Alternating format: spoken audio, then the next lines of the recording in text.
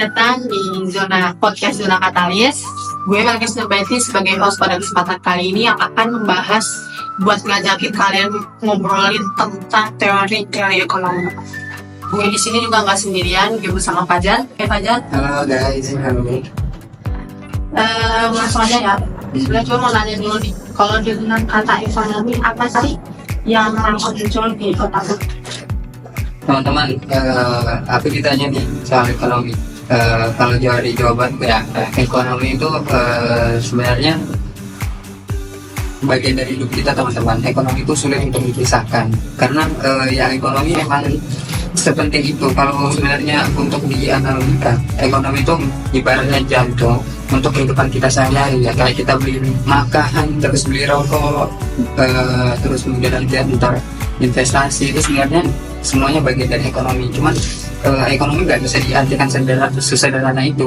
Ekonomi itu bukan hanya semuanya soal uang, tetapi gimana caranya manusia itu mengelola sumber daya untuk memenuhi kebutuhan gitu. Jadi sebenarnya semuanya itu berangkat dari kebutuhan manusia. Gue suka banget sama analoginya tadi, ya gitu. Tapi jujur aja nih, gue sendiri tuh masih suka ribet gitu loh dengar teori ekonomi. Itu sebenarnya gimana gitu. Jadi mungkin bisa dijelaskan agar simpelnya gitu. Ya mungkin ini jadi podcast yang berkelanjutan ya teman-teman. Jadi kita hari ini bahas teori dulu. Sebenarnya makanya kenapa ini tuh penting untuk dibahas, ya karena teori ekonomi itu emang kedengarannya rumit untuk dipahami kalau awal gitu. Tapi sebenarnya ekonomi itu sesederhana itu. Sebenarnya semua teori ekonomi yang ada itu untuk menjelaskan gimana sih ekonomi ini bekerja dan gimana sih membangun sistem yang lebih baik ke depan. Kalau begitu kita langsung masuk ke segmen yang pertama, yaitu tentang teori ekonomi.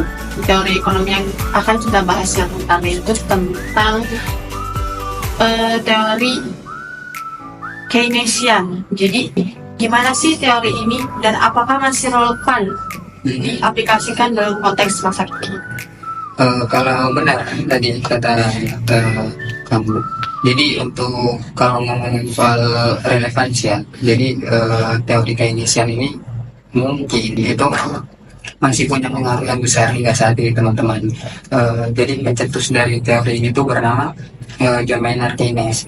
Nah, si John Maynard Keynes ini memperkenalkan ide bahwasanya dalam situasi krisis, intervensi dari pemerintah itu sangat diperlukan untuk menjaga kestabilan ekonomi. Nah, konsep dari teori Keynesian ini kalau teman-teman dan sadar, ini tuh diterapin oleh teman-teman waktu pandemi COVID-19, di mana ya kita tahu sendiri ketika hampir seluruh pemerintah di dunia itu menerapkan berbagai stimulus ekonomi.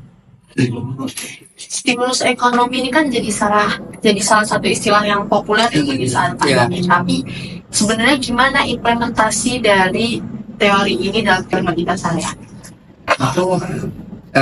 Aku nggak tahu lu ngerasain apa enggak Bu. Pokoknya waktu pandemi itu pemerintah Indonesia itu menggelontorkan dana kayak bantuan langsung tunai BLT, terus kemudian ada program kartu prakerja, kemudian ada subsidi gaji karyawan. Nah, sebenarnya ini teman-teman, ini tuh dilakukan nggak serta-merta tanpa tujuan. Jadi sebenarnya itu teorinya itu ada tujuannya itu untuk menjaga daya beli masyarakat. Nah, ketika kemudian masyarakat ini dikasih bantuan, pasti bantuan tersebut itu akan dibelanjakan untuk memenuhi kebutuhan sehari-hari kan, semisal beli beras, terus beli minyak goreng, pokoknya kebutuhan lain-lain kan. Sebenarnya ini tuh aktivitas ekonomi seperti ini itu tuh untuk menjaga untuk menciptakan siklus ekonomi, untuk menjaga supaya bisnis itu agar tetap hidup dan gak mati. Jadi teori Keynesian ini seperti memberikan nafas buatan kepada ekonomi yang sedang jadi benar sebenarnya tanpa adanya intervensi dari pemerintah, ekonomi ini akan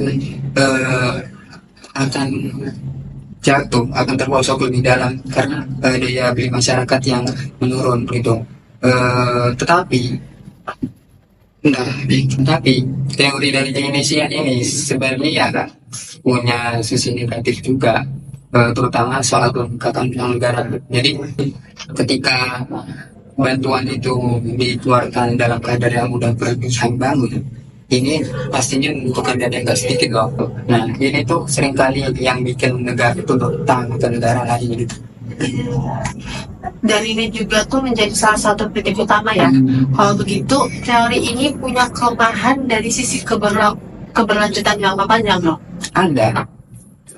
Jadi intervensi pemerintah yang terlalu berlebihan itu bisa nyebabin ketergantungan teman-teman, terutama utang yang membengkak itu bisa jadi beban di generasi mendatang. Jadi, maka ketika teori Keynesian ini itu diterapkan dengan pengelolaan yang hati-hati dan fokus pada efisiensi, ini tuh bakalan efektif. Terus kalau teori klasik seperti invisible hand-nya Adam Smith, apakah masih punya relevansi di era sekarang? Kalau ngomongin teorinya Adam Smith, invisible hand ini, jadi invisible hand ini sebenarnya sebuah gagasan teman-teman, bahwasannya mekanisme pasar itu bisa bekerja secara alami tanpa intervensi dari pemerintah atau campur tangan pemerintah. Ini aku kasih contohnya kecil aja deh. Ketika harga cabai di pasar itu turun drastis, pasti konsumen itu cenderung mengurangi konsumsi dong. Nah, sebagai respon terhadap hal itu, pedagang itu bakal nurunin harga jualnya juga biar barang dagangannya tetap laku. Nah, ini itu adalah contoh bagaimana pasar itu secara otomatis mencari keseimbangan. Berarti itu kayak pasar punya otaknya sendiri ya. Tapi rasanya konsep ini ideal banget ya teman-teman. Di kenyataan tapi nggak selalu jalan mulus kan. Iya, sebenarnya itu kelemahan dari teori invisible hand ini. Jadi teori invisible hand ini itu bekerja sangat baik di pasar yang emang kompetitif. Tapi justru hari ini itu malah banyak pasar-pasar yang justru didominasi oleh perusahaan besar. Contohnya di sektor teknologi itu kan kita nggak usah mengkiri lagi ya, perusahaan seperti Google atau Amazon itu udah terlalu dominan di pasar, sehingga konsep dari invisible hand ini tidak dapat berjalan secara aktif. Jadi monopoli ini sebenarnya seperti menghambat pasar untuk mencapai keseimbangan alami. Benar sekali.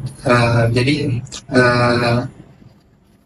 karenanya di era modern itu peran regulasi pemerintah itu sangat penting untuk memastikan persaingan yang sehat. Contohnya di Uni Eropa itu diterapin kebijakan anti monopoli yang memberikan sanksi kepada siapapun atau perusahaan besar manapun yang terlalu dominan di pasar. Kalau teori dependensi sepertinya juga menarik untuk dibahas. Mungkin bisa dijelaskan sedikit Pak?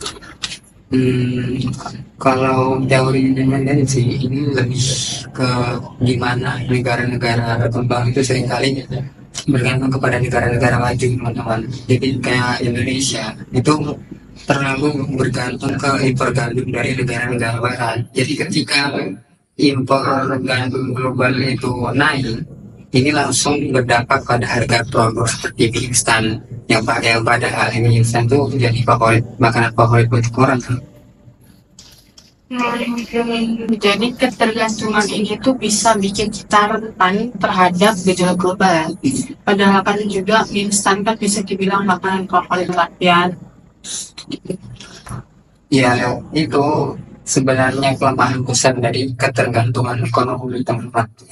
Jadi kita terlalu bergantung pada sumber daya eksternal, padahal seharusnya negara-negara berkembang itu harus meningkatkan kemampuan untuk memproduksi bahan-bahan alternatif secara lokal. Jadi berarti ada kaitannya dengan kemandirian ekonomi juga ya. Jadi teori ini sebenarnya seperti pengingat bahwa kita juga itu harus mandiri. Nah, benar. Jadi kalau kita nggak mandiri, kita akan terus berada di pengaruh negara yang maju gitu. Jadi ketergantungan ini nggak hanya melemahkan ekonomi, teman-teman, tapi juga posisi tawar menawar kita di kancah internasional. Oke, jadi hari ini kita udah membahas berbagai banyak teori. Ada teori Keynesian, invisible hand, dan pedagogy. Semua teori ini tuh punya kelemahan juga kelebihannya masing-masing ya teman-teman. Terus menurutmu bagaimana kita bisa mengambil esensi terbaik dari teori-teori? Jadi sederhana aku bilang, kuncinya itu cuma paham terhadap konteks teman-teman. Jadi teori ekonomi ini nggak bisa kemudian diterapkan secara saklek, karena kita tahu sendiri bahwasanya kondisi ekonomi ini sering berubah-ubah. Nah, kita harus mampu menyesuaikan kebutuhan dan situasi yang sedang terjadi. Setuju. Gue merasa diskusi ini membuka banyak wawasan baru ya, terutama soal bagaimana teori-teori ini terlihat nyata dalam kehidupan sehari-hari. Ya itulah mungkin pentingnya kita belajar ekonomi teman-teman ya, karena sejatinya emang ekonomi itu bagian dari kehidupan kita sehari-hari. Mungkin pada kesempatan kali ini kita membahas teori-teori ini, dan di kesempatan berikutnya, di segmen berikutnya kita bisa membahas tentang solusi dan maupun konspirasi ekonomi. Setelah itu konspirasi.